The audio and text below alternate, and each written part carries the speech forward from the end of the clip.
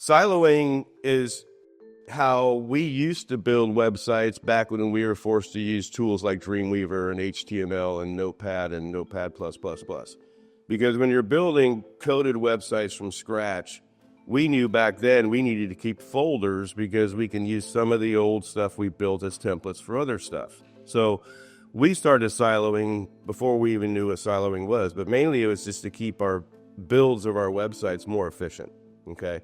So when open source came along, and WordPress especially, it made siloing a little bit different because WordPress out of the gate is a number system, okay? So unless you change it to page title or whatever the different choices are in WordPress, a lot of your URL structure are question mark 1942. You know, you might as well have a Shopify site because it's not doing you good. So when you silo a website, you really have to make sure that you're doing it for two purposes. One is people. As websites grow, how many people have been on a website, especially on your phone, and you get so damn frustrated you just freaking bail and go somewhere else, okay? Siloing that changes that. If I'm looking for a new golf driver, I want to be in the golf driver silo. I don't give a shit about putters. I don't give a crap about irons. I'm not in that space. But all of a sudden, if I see all these links in this content about this Callaway driver, and these links are sending me over to the Callaway putter page or the Callaway wedge page, what the hell? You know, you're trying to get me off of your silo. You're trying to get me into a whole different thing I showed up for your site for in the first place, okay? So it's super user-friendly. It's super user-important. Next is the search engines. So search engines are getting very confused about websites lately. They're not really good at guessing. Google's not very good at guessing. How many people have seen that? How many people have taken on a new client and, you know, I took on one, I did a huge case study on it. It was a sprinkler company. So I was the fourth SEO to look at this project. And their URL, it just said sprinklers, the brand name and sprinklers. So this website had been stagnant for about 2 years, not going up, not going down, nothing. So we looked at the content, you know, typical structure, nothing real red flaggish. But we took all the URLs and we put them in a text file just so you can see them from a different view. And we realized that the word fire wasn't in any URL on the entire website. They're a fire sprinkler company. So they were ranking for lawn sprinklers, sprinkler supply stores, all the shit Google was trying to throw in this big bucket. And as soon as we put the word fire in the URL structure and redirected the URLs, they skyrocketed. So remember, the URL structure is the first thing Google sees. And that's why really the biggest problem with third-party builders is you really don't have control of that URL structure, okay? One of the things that I teach is staying in your lane. If you're writing content about SEO, sure, mention SEO. Sure, mention web development. Just don't link to it. If you're really trying to, you know, dominate a space, which is my next thing, I teach people to dominate a space. You sell hot water heaters, I'm going to dominate hot water heaters. Your website's going to be a resource for every single thing hot water heaters. So your websites have been getting ready to probably grow by 100 pages just around hot water heaters. So when you think siloing, think dominating. I have a lot of foundation repair companies. You guys have too. So one of the reasons I love that niche is because the way you can silo depending on which different foundation you have gets crazy. You can go from slab to pier to, you know, I mean, all kinds of stuff. And it really, Google loves the silos because they want to give the best result for the query that's searched. Okay, so if you're not writing content around your queries, don't write content around keywords anymore. Write them around queries. Okay, Search Atlas, Google Search Console, they all have these queries that Google's giving you credit for. That's your content. You find out how people are really searching for that thing they're searching for. Kind of the intent before the intent. Okay, so make sure you pay attention to your silo.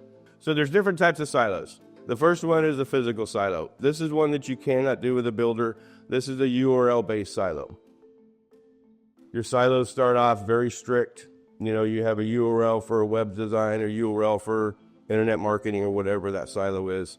And so it all starts at the URL base. Okay, you still have some siloing going on within the middle of the content, which is totally fine. But the biggest benefits of that is physical silos provide a clear and straightforward silo for the search engines.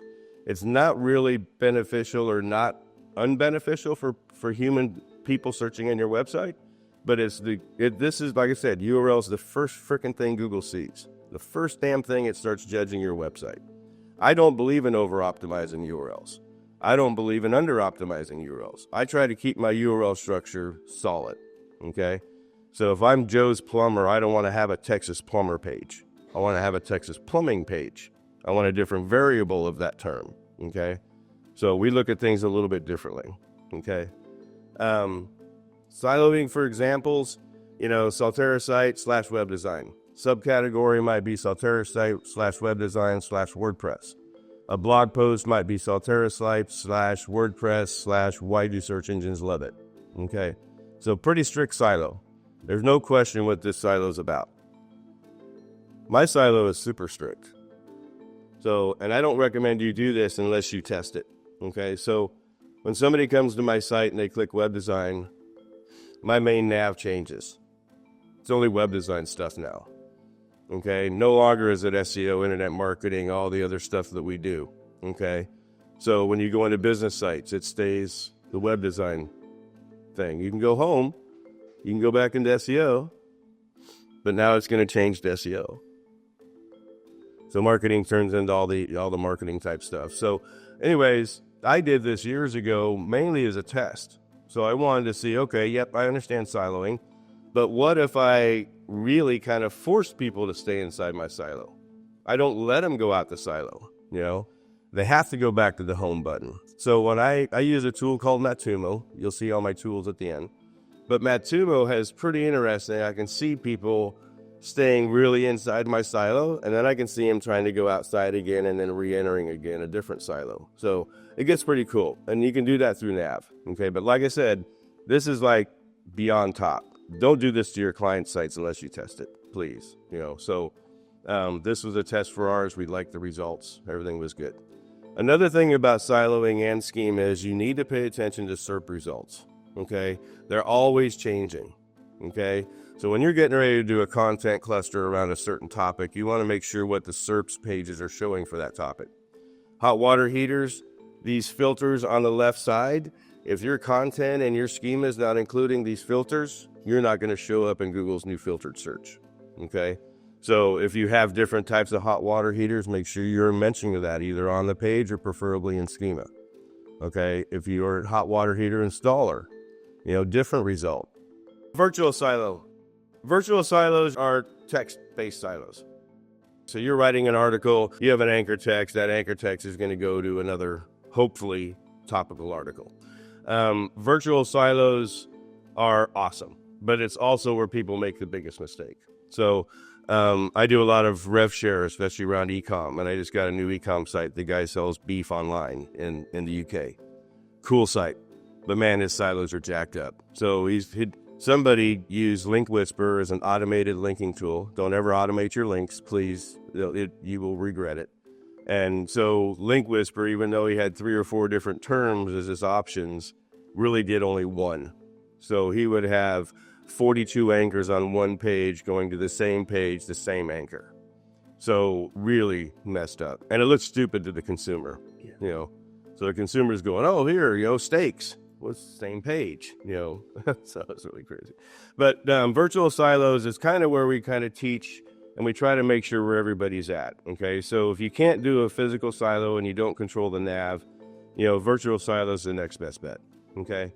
A virtual silo is just like it says, okay? So you have a service page or a local page or whatever trying to build as the hub of the bicycle hub, and then you're writing all the other content around it. This is a small, what we call cluster or content bomb. This is an upcharge to my clients. We usually charge about $300 a month for a cluster, and we dominate that cluster. So we'll write articles for tankless hot water heaters. We'll write articles about, tankless versus traditional, solar and tankless hot water heaters. Where should I put a solar heater? All these different questions that come around a tankless hot water heater, we're writing content about.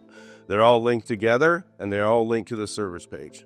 Okay, so you can have sub-silos for this. So this is, for instance, we have another sub-silo all about solar.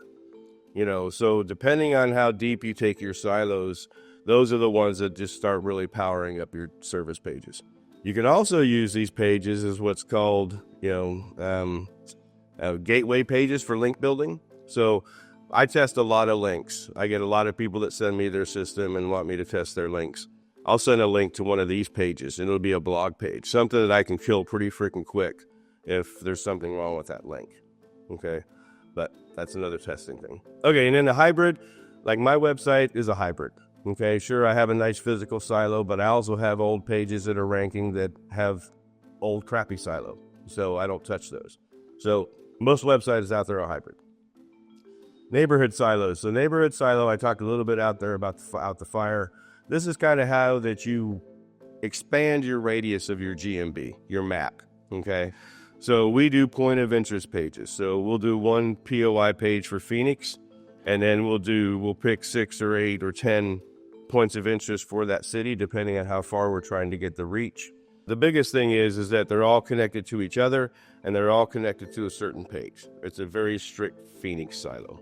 Okay. And then no silo. The biggest challenge with no silos is Google's guessing.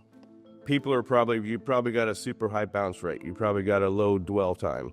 So if you have problems like that, it's probably because people are confused, search engines are confused. That's what happens with a lot of old content. Back in 2013, people weren't siloing. They were just, here's our 2 blogs a month, Mr. Client.